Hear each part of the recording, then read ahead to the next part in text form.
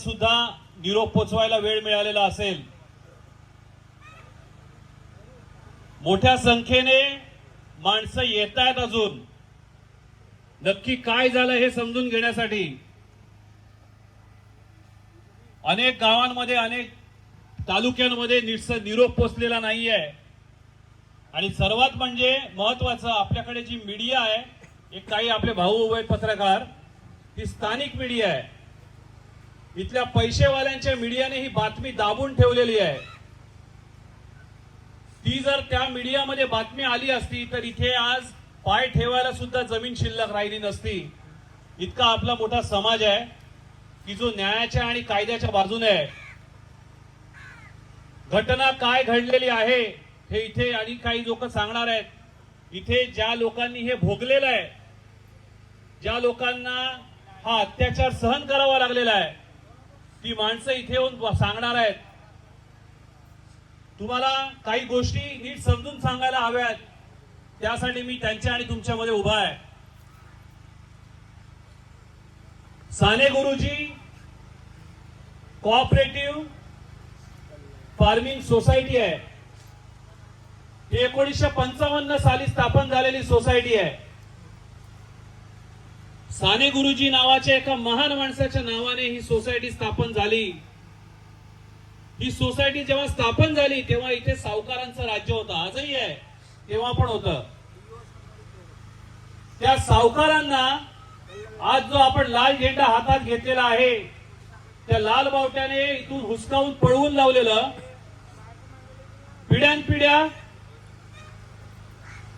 आपले लोक त्या सावकाराच्या शेतामध्ये राबत होते आणि सावकार आपल्या लोकांचं शोषण करत होता। त्याच्या विरुद्ध लाल बावटा प्राणपणाने लढला आणि इथला आदिवासी प्राणपणाने लढला, कायद्याने लढला, बेकायदेशीर लढलो नाही।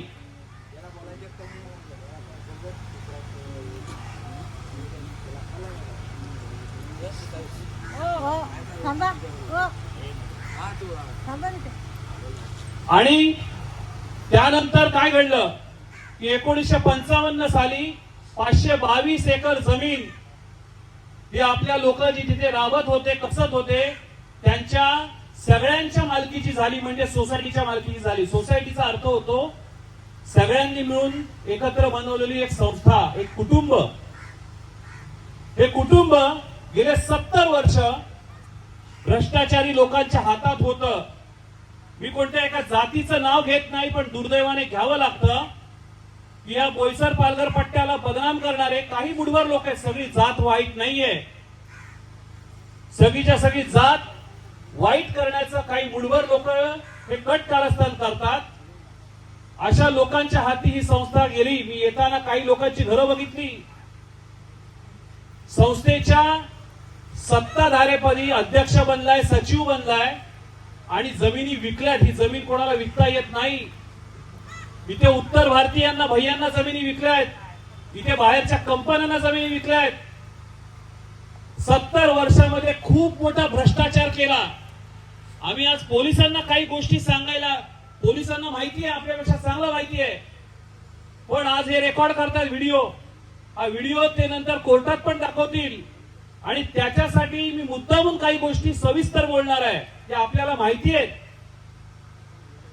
कसं हे लपून लपून चाललेलं आहे, पडद्याच्या मागे चाललेलं, ते रेकॉर्ड करतात, त्यांचे धन्यवाद मानले पाहिजेत।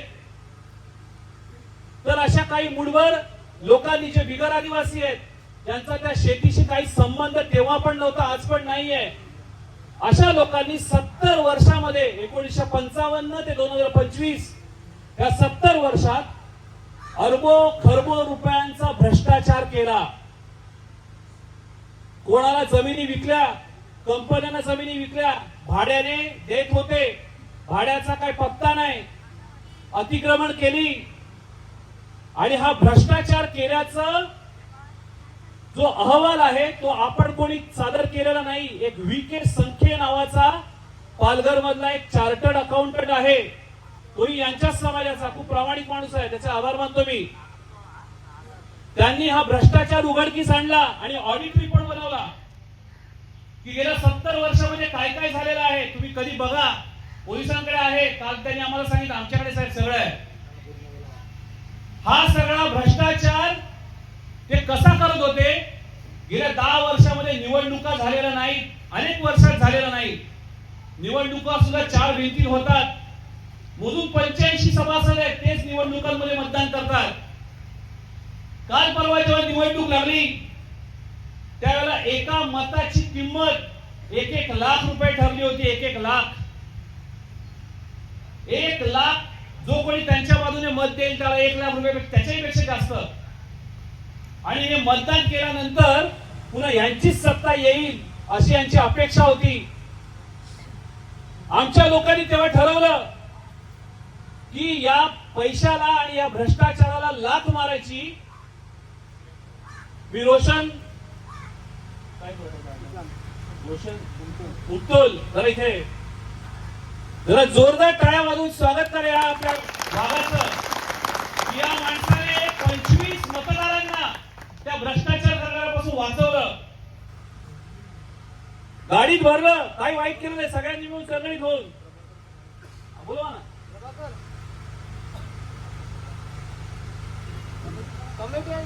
हा कमिटी आहे. लोकांनी आपली मतं विकू नयेत पैशाने, हा निर्णय घेतला गावाने. आणि त्या पैशाला लाभ आजकाल लोक आता नगरपालिकेच्या ग्रामपंचायतीच्या निवडणुका चालल्या आहेत. 500 रुपयामध्ये लोक मतदान करतात. आमच्या लोकांनी लाख लाख रुपयाला लाथ मारली आहे. आणि हे मतदान न करण्याचा निर्णय घेतला पैशाने. आणि जो कोणी भ्रष्टाचाराच्या विरोधात लढतो, जो कोणी जनतेच्या बाजूने उभा आहे, मग त्याची जात पात नाही बघायची असा निर्णय घेतला आणि आपलं स्वतःचं पॅनल उभं केलं. आणि या पॅनल मध्ये समजून घ्या, मी आता नव्याने इथे आलोय त्यामुळे मला खूप सारी कमी माहिती आहे. रोशन सविस्तर सांगेलच. 11 जण उमेदवार होते एकूण रिंगणात उभे. एका ठिकाणी आपण उमेदवार देऊ शकलो नाही, फक्त इतकंच. बाकी 10चे 10 उमेदवार त्या भ्रष्टाचारी लोक जागे व्हायच्या आत झोपेतून आपल्या लोकांनी लोकशाही पद्धतीने संविधानिक पद्धतीने मतदानाचा अधिकार भ्रष्टाचार न करता बजावला. हे त्यांच्या पोटात दुखलं. त्यांचं म्हणणं असं होतं तुम्ही लाख रुपये घ्या आणि आम्हाला मत द्या. आपण ते केलं नाही. आणि त्याच्यामुळे झालं काय तर 11 पैकी 10 ठिकाणी आपले उमेदवार निवडून आले. त्यापैकी एका ठिकाणी टाय झाला.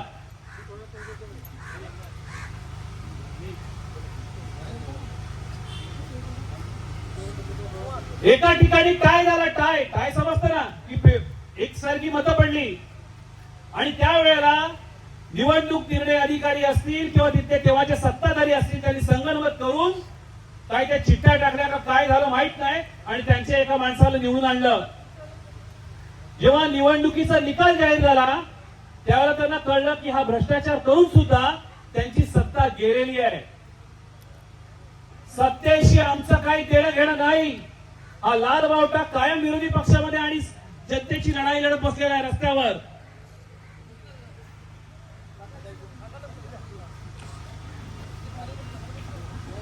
जेव्हा त्यांची सत्ता गेली तेव्हा त्यांना कळलं की आज 70 वर्ष केलेला भ्रष्टाचार बाहेर येणार. आणि हा कोण भ्रष्टाचार बाहेर आणणार तर हे आमची तरुण मुलं, रोशन सारखी मुलं आहेत. या लोकांनी ठरवलं की 522 एकर जमीन ही कोणा एका समाजाची नाही, कोणा एका माणसाची नाही, ती सगळ्यांची आहे. आणि त्याच्यामध्ये जो भ्रष्टाचार केलेला आहे तो सगळा बाहेर काढायचा निर्णय आपण घेतला. त्यावर चिडून जाऊन त्या लोकांनी जे शब्द वापरले ते मीडियामध्ये आलेले आहेत, मी वापरत नाही.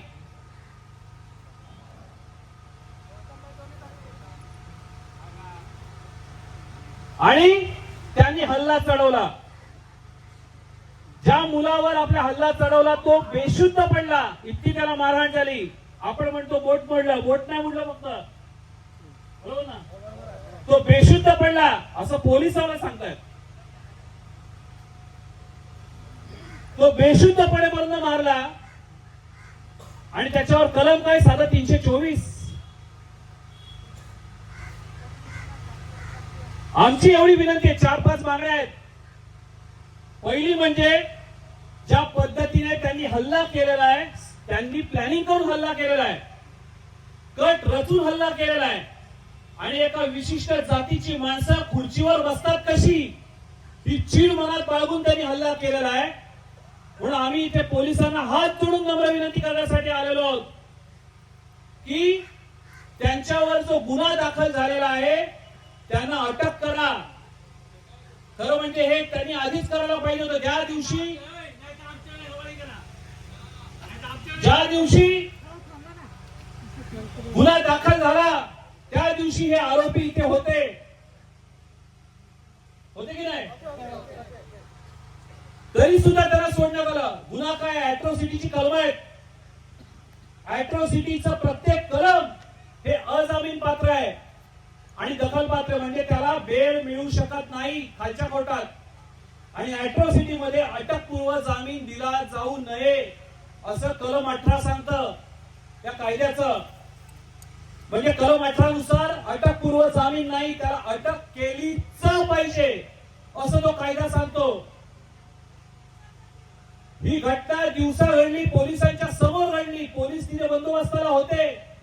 पण दुसऱ्या दिवशी पहाटे सकाळी 3:30-4 वाजेपर्यंत गुन्हा दाखल झाला नाही. आणि जेव्हा गुन्हा दाखल झाला तेव्हा ही माणसं आरोपी तिथे होते, त्यांना जाऊ दिलं. त्याचे व्हिडिओ आमच्याकडे आहेत. पोलिसांच्या बंदोबस्तात ते घरी गेले. हे भ्रष्टाचारी माणसं, ही जातीवादी माणसं, ही स्वतःला असं समजतात की यांची सत्ता जाणार नाही, या देशाचं संविधान मानत नाही, या देशाचा कायदा मानत नाही. अशा लोकांना अटक झालीच पाहिजे. होय की नाही सांगा. यांच्यावर जो गंभीर गुन्हा दाखल झालेला आहे त्याच्यापेक्षा सुद्धा गंभीर कलम त्यांच्यावर लावलं पाहिजे. खुनाचा प्रयत्न केल्याचा कलम मागच्या कायद्यानुसार 307 आणि आता नवीन बदललेल्या कायद्यानुसार 109 कलम आहे. ही आमची पहिली मागणी आहे की त्यांनी हत्येचा कट रचून हत्येचा प्रयत्न केला. नशिबाने तो आमचा भाऊ आमच्या सोबत आहे आज, पण ते कलम इथे लावलं गेलं पाहिजे. पोलिसांचं म्हणणं होतं तुम्ही मोर्चा काढू नका. आम्ही हा मोर्चा काढलेला नाहीये. लोक फक्त तुम्ही काय न्याय करतात ते ऐकायला आणि बघायला आलेले आहेत. मोर्चा ह्याच्यापेक्षाही खूप मोठा होईल, लाखोंच्या संख्येने माणसं येतील. हा विषय आम्ही जरी सुरुवात केलेला असता लालबागमध्ये तरी हा आमच्या मालकीचा नाहीये. इथे झेंडा बाजूला ठेवा, इथे पक्ष बाजूला ठेवा, संघटना बाजूला ठेवा, पण आपण समाज म्हणून इथे उतरलो पाहिजे. पालघर जिल्ह्यामध्ये 40 लाख लोकसंख्येपैकी 20 लाख आदिवासी आहेत आणि आदिवासी हा शांतता प्रिय जरी असला तरी जंगलामध्ये आपण वाघाची दात मुंगणारी माणसं आहोत. त्यामुळे आमच्या नादाला लागू नका हे सांगण्यासाठी आपण इथे जमलेलो आहोत. आमची मागणी आहे कलम वाढ करा. आमची मागणी आहे त्यांना तातडीने अटक करा. अजून सुद्धा कोर्टामध्ये त्यांनी जामिनासाठी अर्ज केलेला नाहीये. 7 दिवस उलटून गेलेले आहेत. आरोपी बोकाट आहेत की नाही, गावामध्ये फिरतायत. त्यांचे पण व्हिडिओ आहेत, कुठे कुठे फिरतायत ते. त्यांचे मोबाईलवर आहेत, त्यांची लोकेशन चालू आहेत. त्यांनी आतापर्यंत कोर्टामध्ये कुठल्याच कोर्टात जामिनासाठी अर्ज केलेला नाहीये. त्यांना न्यायालयाचं कोणत्याही प्रकारचं संरक्षण नाहीये, त्यांना फक्त पोलिसांचं संरक्षण आहे. आणि पोलिसांनी हे संरक्षण त्यांना जरूर द्यावं, पण त्यांना जेलमध्ये टाकून द्यावं असं आमचं त्यांना म्हणणं आहे.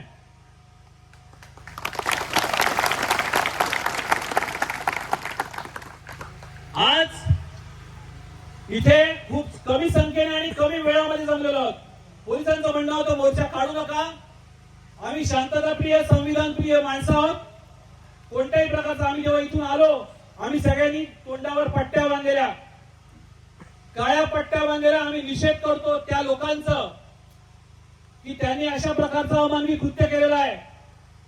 आणि कोणत्याही प्रकारचा माईक आम्ही रस्त्याने येताना वाजवलेला नाहीये.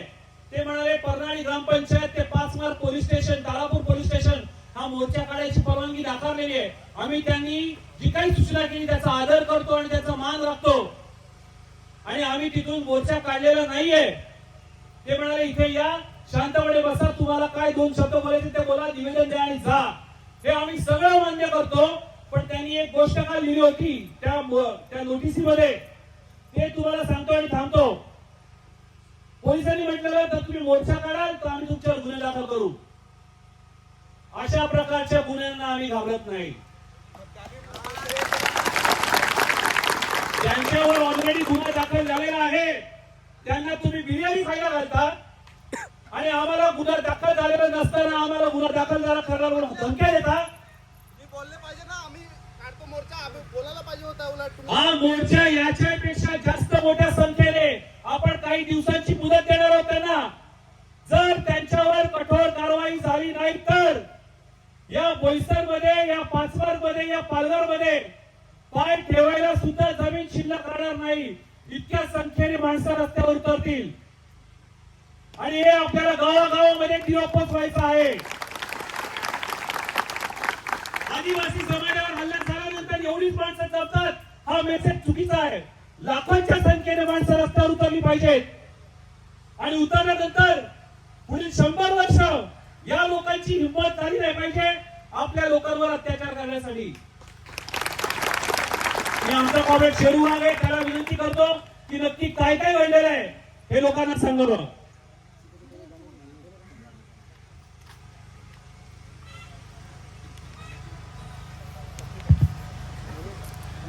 आजच्या